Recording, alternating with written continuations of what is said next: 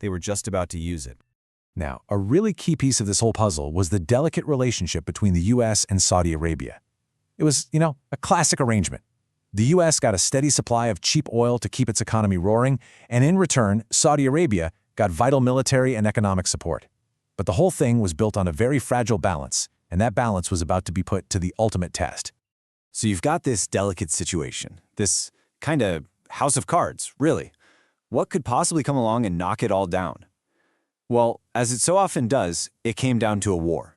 A conflict brewing in the Middle East was about to light the fuse on this global economic time bomb. And man, when things started to unravel, they unraveled fast.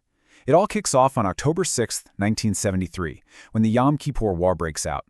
A few days into the fighting, Israel is struggling, so the U.S. makes a critical decision. They start a massive airlift of military supplies to help their ally. The reaction was swift. Just days later, on October 17th, the Arab members of OPEC played their ace, a complete oil embargo against the United States. Now, here's the thing you absolutely have to understand. This was not a surprise. This wasn't a bolt from the blue. The U.S. had been warned, and warned very clearly. King Faisal of Saudi Arabia had basically drawn a line in the sand.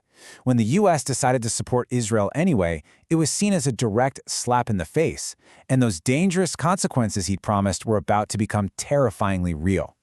And that brings us to the moment they unleashed what everyone started calling the oil weapon. And the economic storm that it kicked off was, well, devastating for America and the rest of the world. The numbers here are they're almost hard to believe. In just a few months, the price of oil didn't just go up, it quadrupled. It went from about $3 a barrel to $12, a 400% increase. This wasn't a price adjustment, this was an economic earthquake that shook the entire global system. This massive price shock created this economic monster. It even got its own scary name, stagflation.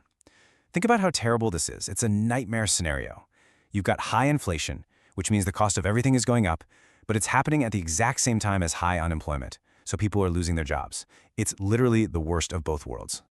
And if you look at the actual numbers from 1974, you can see just how painful this was. Inflation hit 11%. Your grocery bill is just going through the roof. Unemployment